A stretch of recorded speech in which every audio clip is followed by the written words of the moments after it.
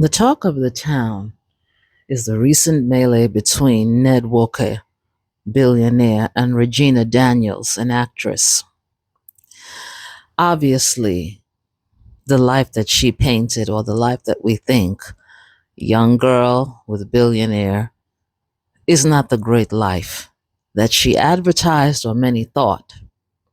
And now, in the recent melee, the fighting, the breaking of property, destruction of cars, accusations of the use of illicit drugs, now there's an assignation of blame. Everyone now is talking how inappropriate this marriage is because of the huge age gap. And now the blame is being put on the mother. The mother is the one who is being said to be the cause of all this. I don't believe so. We have a popular saying in Nigeria that says, may Nigeria not happen to you. And they tend to use this a lot when it comes to an accident, a fatality, a medical procedure gone wrong, abductions, KID, nappings, taking people and using their anatomy in the wrong ways. We tend to say that. But that's not the only way Nigeria happens to you. And for anyone who doesn't understand this, it means that may the misfortunes, the evils, the troubles of Nigeria may not befall you. But it's not only infantilities. Nigeria not happening to you are also the choices you are forced to make under the circumstances. Nigeria happened to Regina's mom and Regina. This is my unpopular opinion. There is a bigger issue that no one is looking at. Oh, yes, Regina's mother pushed her to go marry him. Why? Why did she do that? Oh, the convenient excuse is that she's greedy. That's the convenient excuse. Okay, why is she greedy? Why would anybody push such a marriage? Oh, because he's wealthy. They wanted his money. Well, Nigeria is a country that does not worship or respect humanity. Nigeria is a country that worships money and status, both of which Ned Nwoko had, both of which they did not have, and they wanted access to that. Now, you may call that greed, but it's survival. You see, in countries where there are jobs, where there is infrastructure, where there are social programs, the choice of choosing someone who you do not find desirable, pushing your daughter on someone of a higher age is less likely because you have choices. When you don't have choices, what do you do? Now, people said that, oh, she had opportunities. What opportunities? Many of the people there are not making money in acting. Forget about all the fake facade and fake living you all put there.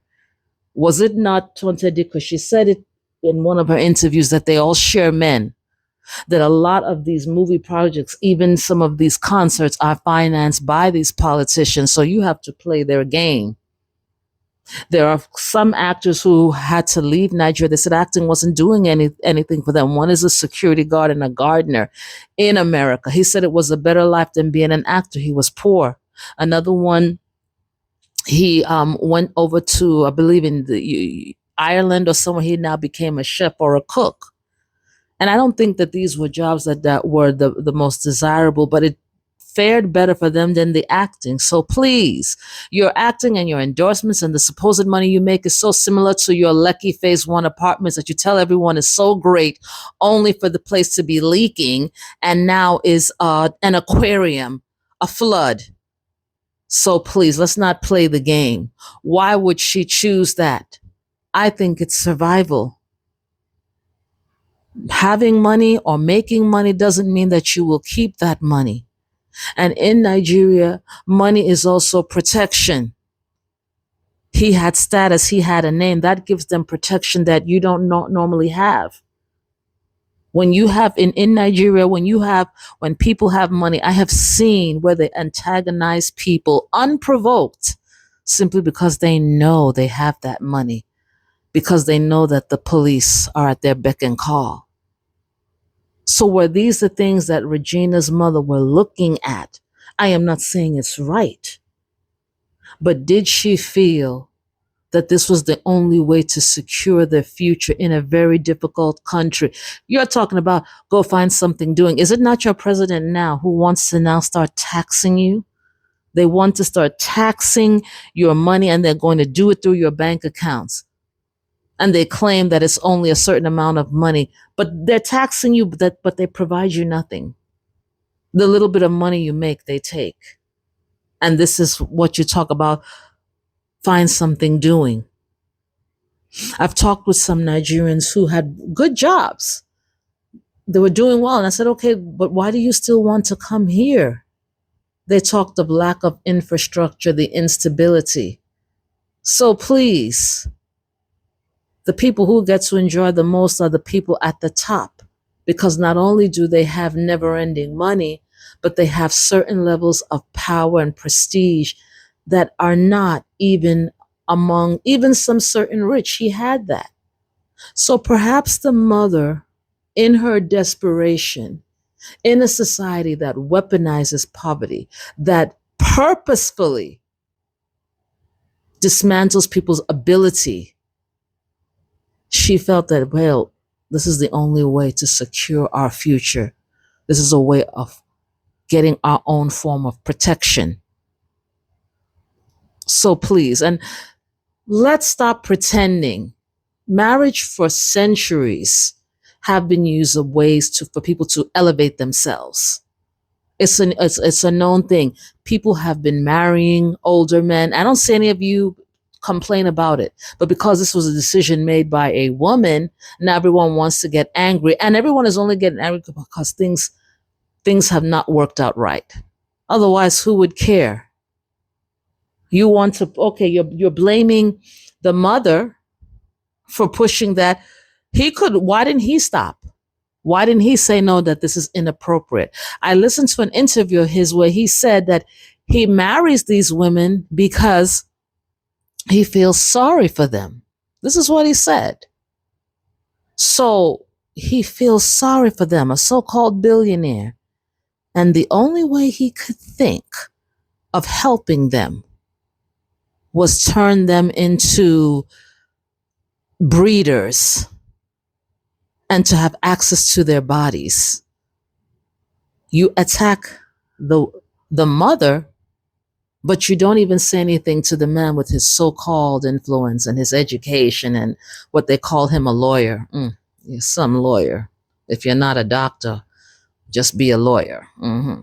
So with all his legal education, he never took that into consideration. And if he felt sorry for them and he was genuine, as a billionaire who has influence, he couldn't have offered them a sponsorship. They couldn't have created factories or industry that creates jobs for Nigeria's youth. No, none of you do that. Ned Nwoko and his ilk, you don't do that. You destroy people's opportunities. You make life so difficult that they are forced to resort to all kinds of things. And then you blame them. The blame is on them. So no. My unpopular opinion is that she is just as much as a victim. I'm not saying it's right.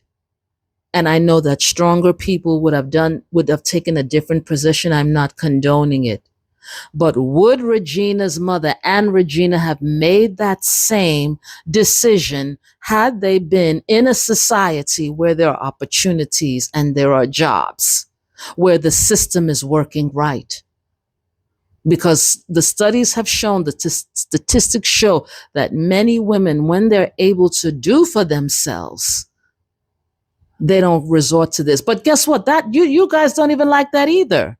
You don't like it when women have choices. You don't like it when people have choices. This is not even just a woman thing. You don't like when other people have choices. You like when people are vulnerable. You like when people are helpless. You know why? Because when they are helpless and vulnerable, they are easy to manipulate. They are easy to exploit. If she was the daughter of Otedola, one of the rich people, I have 100% chance she would not go with him.